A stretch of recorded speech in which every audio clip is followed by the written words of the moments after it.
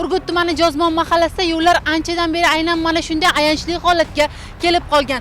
Qishda loy, yozda esa changib ketadi. Fuqarolarning bizga ma'lum qilishicha, qayerga murojaat qilishsa, bu yo'llar dasturda asfalt qilingan, ammo amalda esa hech qanday natija yo'q. Mana bu yo'llar hamma kolxozlarga bo'lgan.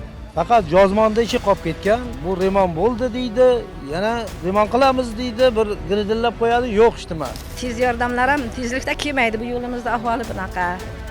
Men o'zim ham mana shu yo'l girdida turaman. Ikkita shiringina nevaram chang yutgandan qishda yutolmaydi, yozda yutalib boshlanadi. Allergiyaga yutal boshlanadi. Men o'zim ham shu changdan kasaldan chiqmayman. Shuni kir yoyib ilib qo'ysakki, shunaqa chang bosadi.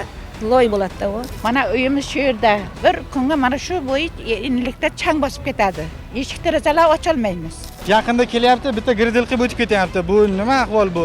Bu qanday bu chang? Mana ofisimizda hozir chang kiryapti. Har kuni biz bolalarga endi dars o'tishimiz kerak. Bunaqa bo'lmaydi. Ushbu yo'l masalasida viloyatdan mas'ullar kelib izoh berishdi.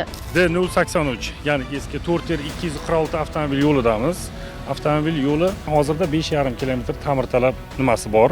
Bu ta'mirtalab qismidan hozir bu yilgi rejaga kiritib, mana aholi vakillari bilan ko'rib chiqdik. Bu yilgi rejaga kirgan qismidan 1 kilometr qismini asfaltbeton qoplamasini yotqizib kelamiz.